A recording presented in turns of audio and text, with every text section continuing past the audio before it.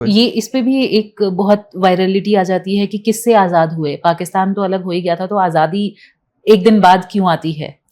नहीं, वो एक अलग विषय है। उसका जो है गांधी जी से कोई लेना देना नहीं है। हाँ, उसका गांधी जी से कोई लेना देना नहीं। हाँ, ये जो जैसे जो एक इंडिया को एक कॉलोनियल स्टेट के तौर पर बनाए रखने का जो पाप किया, वो पंडित जी ने किया कि हम कॉमनवेल्थ जो ग्रुप है, जो ब्रिटेन के पहले जो कॉलोनियां थी, तो उनका अपना एक समूह बन गया। उस समूह में हम हैं, उसमें जो है उसकी जो अध्यक्षा है वो उसमें ब्रिटिश महारानी थी शायद, क्राउन है ना, क्राउन अभी भी।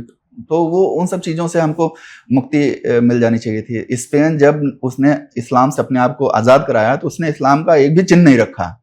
इस्लाम का मतलब कि जो इस्लाम ने स्पेन पर कब्जा करके अपनी कॉलोनी बना ली। तो जब स्पेन ने स्वतंत्रता की घोषणा की, तो हमको भी उसी तरीके से जो कॉलोनियल रिस्यूट्स थे उनसे अपने आप को अलग कर देना चाहिए था। और देखिए, विभाजन के लिए गांधी को जिम्मेदार ठहराना, हर बात के लिए गांधी जी को जिम्मेदार ठहराना, ये अच्छी बात नहीं है। आप 1932 को याद करिए। अगर गांधी जी ने होते तो पूना पैक्ट में जो चीजें उन्होंने की, दलित अलग अलग से जो है एक राष्ट्र के रूप में हमारे सामने आता है। तो ऐसा नहीं है। गांधी जी को अगर आप खारिज करना चाहें तो जो कोई भी व्यक्ति किसी को भी खारिज कर सकता है। सोशल मीडिया पर आप कोई भी एक लाइन लिख देंगे तो उस पर 8-10 लोग लाइक करने वाले, 2-4 लोग आपके समर्थन में आ जाएंगे जी। ठीक है, लेकिन जो सच है वो नहीं है। सर, एक और यहाँ पे बात आ जाती है, गांधी जी और नेहरू की हमारी बात हो रही है पंडित जी की, तो गांधी जी का जो परिवार था वो सीन से एकदम गायब हो गया। नेहरू का जो पूरा परिवार है, पूरा नेहरू परिवार, वो गांधी में तब्दील होके पूरा एक पार्टी रूल कर रहा है। गांधी का मुखौटा, अब मैं जो आपसे कर रहा हूँ, गांधी का मुखौटा गांधी से प्यारा है। ठीक है, गांधी से प्यारा गांधी का मुखौटा है। तो एक्चुअली मुखौटा तो नेहरू जी का भी था।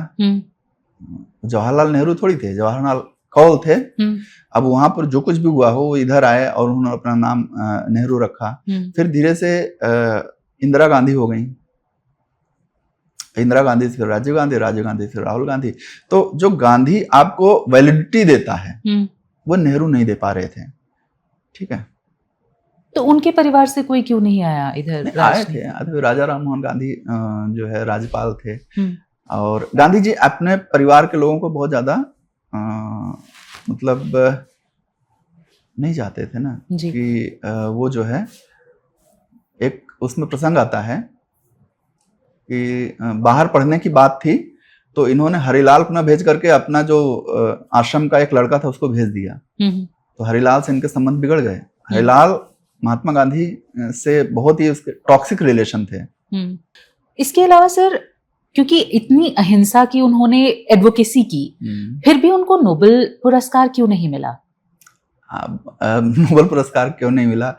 ये जो पुरस्कार हैं, नोबेल हो चाहे आपका बुकर हो, कुछ भी, ये सब जो है अपने एजेंडे को बढ़ाने के लिए, अपने एजेंडे को बनाने वालों को दिया जाता है। तो गांधी जी से नहीं फिट होंगे, इसलिए नहीं मिला। सर, गांधी जी को बहुत सीधा सादा जीवन, उच्च विचार एक तरीके से कह लें, इसके लिए माना जाता है।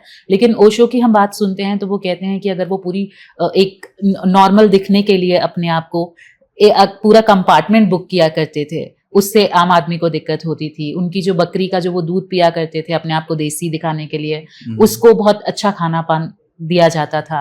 इस पर क्या कहेंगे आप सर, क्या था? ओशो, देखिए, ओशो को अगर हम यहाँ पर लाते हैं तो ओशो का क्या है, कोई फिलोसफर जब तक अपने जो पूर्ववर्ती फिलोसफर होते हैं उनको खारिज नहीं करता है, वो स्थापित नहीं होता है।